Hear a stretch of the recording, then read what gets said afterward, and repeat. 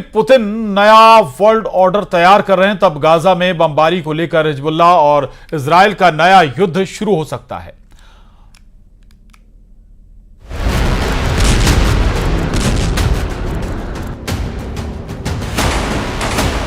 पहला video Lebanon से आया है। धमाका नंबर 1, धमाका नंबर 2, धमाका नंबर 3। इस हमले के साथ दूसरा बड़ा वीडियो इजराइल लेबनान बॉर्डर से आया, जहां गोलान की पहाड़ियों पर इजराइल के रक्षा मंत्री योव गैलेंट अचानक पहुंचे। गैलेंट ने साफ कह दिया है कि हमास के साथ सीज फायर को लेकर डील हो भी गई तो हिजबुल्लाह से लड़ाई जारी रहेगी। तीसरा वीडियो गाजा के रफा से आया है। इजराइल के कमांडो भाग रहे हैं। एक एयर स्ट्राइक के बाद कमांडोज की ये टीम टारगेट की तरफ बढ़ रही है। फिर ये फोर्स एक ठिकाने पर जमा होकर ऑपरेशन शुरू कर देती है। ऐसी तस्वीरें दुनिया पिछले 9 महीनों से देख रही है। गाजा से लेकर लेबनान और हमास से लेकर हिजबुल्लाह, इजराइल के सामने 2 फ्रंट वाला युद्ध जारी है। गाजा में लड़ाई के बीच हिजबुल्लाह और इजराइल का युद्ध बहुत ही खतरनाक लेवल पर पहुंच गया है। लेकिन गाजा से भी इजराइल के लिए चौंकाने वाली खबर है।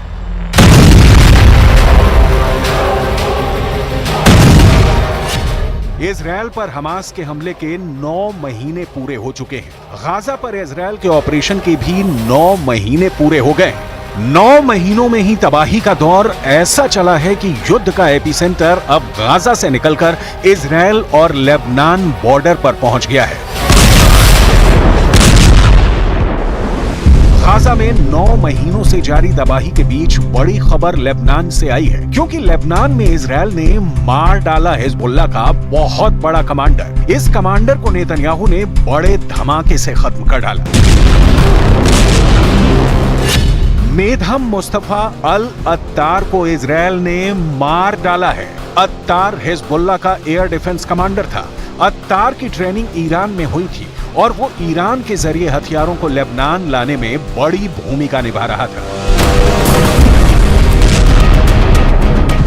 इजराइल को पता चला कि अत्तार दक्षिणी लेबनान के शात शहर में है और फिर उसके ठिकाने को एयर स्ट्राइक से तबाह कर दिया। इजराइल के मुताबिक अत्तार लेबनान बॉर्डर पर कई इजरायली ठिकानों को तबाह करने के ऑपरेशन में शामिल था। इजराइल का दावा है कि अत्तार के अंत से हिजबुल्लाह को 440 वोल्ट का बड़ा झटका लगा है। इजराइल का दावा है कि अत्तार के अंत से हसन नसरल्लाह का एयर डिफेंस वाला बाजू कट गया है। בתוך המערכה הקשה מול לבנון קבענו עיקרון שמי שפוגע בנו דמו בראשו. אנחנו מממשים את זה הלכה למעשה. אנחנו יודעים שהדרך עוד ארוכה, אבל אנחנו נחושים להחזיר את הביטחון לצפון ולהחזיר את התושבים בבטחה לבתיהם.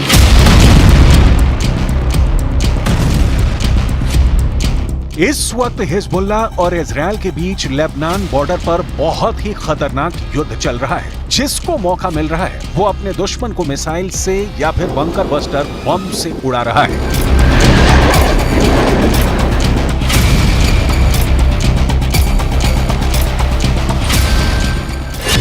हिजबुल्लाह ने भी माना है कि अत्तार का अंत हो चुका है और अब इजराइल के साथ युद्ध में उसके कमांडरों और लड़ाकों की मौत का आंकड़ा 361 तक पहुंच गया है।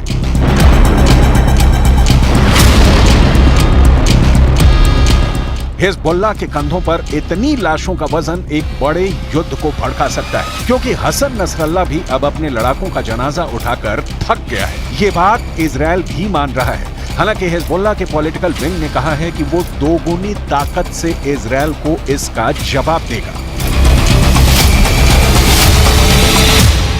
مهما فعل هذا العدو ومهما حاول أن يدمر وأن يقتل وأن يقوم بعدوان وبإجرام، بالتأكيد هذه المقاومة سترد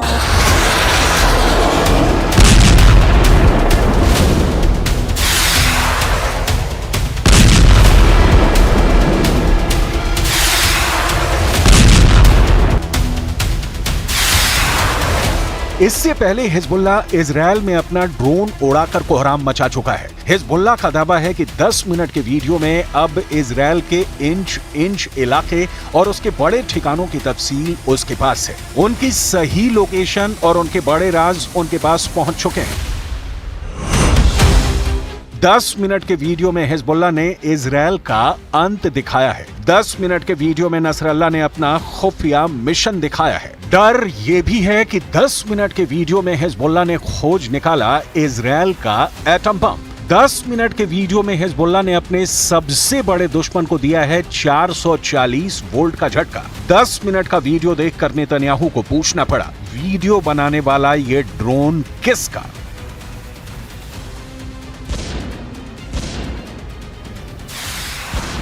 जब से हिजबुल्लाह ने इजरायल को डराने वाला ये वीडियो जारी किया है, नेतन्याहू की सरकार के हाथ पांव फूले हुए हैं। इजरायल की सेना को समझ में नहीं आ रहा कि गाजा में हमास से निपटें या फिर हिजबुल्लाह की नई धमकी से, और इसलिए इजरायल की वायुसेना हिजबुल्लाह के उन कमांडर्स को मार रही है जो नसरल्लाह के ज्यादा करीब हैं। גם אם נגיע להסדרה בעסקה של חטופים, ואני מקווה מאוד שנצליח להגיע לזה בדרום, זה לא מחייב את מה שקורה כאן. אלא אם חיזבאללה יגיע להסדרה. אבל הפסקת אש זה לא הפסקת אש. הפסקת אש שם והגעה להסדר, כאן ממשיכים להילחם. ועושים את כל מה ש...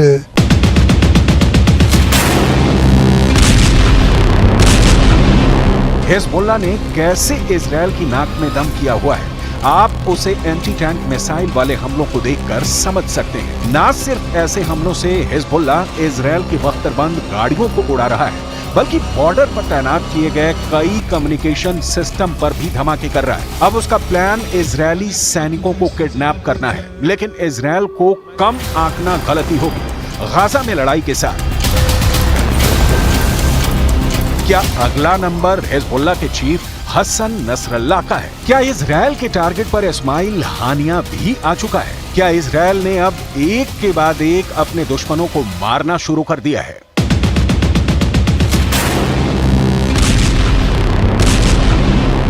करीब 9 महीने से पूरा पश्चिम एशिया एक बड़े युद्ध की चौखट पर बैठा हुआ है। अगर गाजा पट्टी इजरायल की बमबारी में खंडहर बनता जा रहा है, तो उत्तर में इजरायल और लेबनान के बॉर्डर पर मौतों का खेल चल रहा है। अब सबका फोकस हिजबुल्लाह के कमांडर हसन नसरल्लाह पर है। इजरायल जानता है कि अब तक हिजबुल्लाह ने लेबनान बॉर्डर पर नेतन्याहू को बहुत बड़ा सदमा दिया है। हिजबुल्लाह का एक एक हमला इजरायली सेना के रुतबे पर सर्जिकल स्ट्राइक जैसा है, और अब हिजबुल्लाह की तरफ से जारी की गई ड्रोन फुटेज ने इजरायल के सामने बड़े खतरे की घंटी बजानी शुरू कर दी है।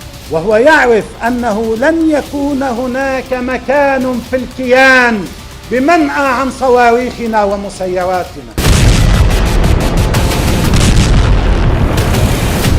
7 अक्टूबर 2023 को इजरायल पर हुए हमास के हमले के बाद 9 महीने हो चुके हैं। इस वक्त नेतन्याहू और इजरायल एक दो नहीं बल्कि कई मोर्चों पर घिर चुके हैं। उनके सामने अब बस युद्ध है और इसके सिवा कुछ नहीं। इस वक्त इजरायल के लिए 4H बहुत बड़ा खतरा बन चुके हैं। इन चारों H के बारे में बहुत गौर से समझिएगा, क्योंकि इन चारों H को ईरान का पूरा समर्थन हासिल है। H से हमास, H से हिजबुल्लाह यानी लेबनान का मिलिशिया, H से इराक का मिलिशिया हश्द अल शाबी, H से हूथी यानी यमन का विद्रोही गुट। हमास से शुरू हुई लड़ाई पहले हिजबुल्लाह तक पहुंची और अब हूथी से टक्कर के बाद इजरायल में इराक से भी हमले हो रहे हैं। यानी नेतन्याहू चौतरफा घिरते जा रहे हैं और इन सब में ईरान से टकराव उनके लिए सबसे बड़ा चैलेंज बन चुका है। उत्तरी इजरायल में लगातार हिजबुल्लाह के हमलों से आग लग रही है। इजरायल का ये हाल हिजबुल्लाह ने किया है। लेबनान का वो मिलिशिया जिसे ईरान का समर्थन है, उसने इजरायल की जमीन को अंगारों में बदल दिया है। लेबनान से लगे बॉर्डर के पास इजरायल की फायर ब्रिगेड और एम्बुलेंस लगातार चक्कर लगा रही हैं। यहां इमरजेंसी का लेवल बहुत हाई है।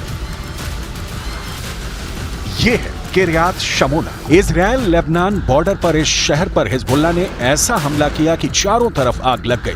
फिर ये ऐसी फैली कि उसे रोकना मुश्किल हो गया। शहर के पास बने हाईवे नंबर 90 से जो तस्वीरें रिकॉर्ड की गई वो दहशत फैलाने के लिए काफी हैं। कई घर जल गए, कई गाड़ियां जल गई। किरियात शमोना वो शहर है जहां युद्ध शुरू होने से पहले करीब 25,000 की आबादी थी और अब यहां बहुत कम लोग बचे हुए हैं। ज्यादातर लोग शहर छोड़कर जा चुके हैं, लेकिन हिजबुल्लाह का पहला टारगेट यही शहर लगातार बना हुआ है।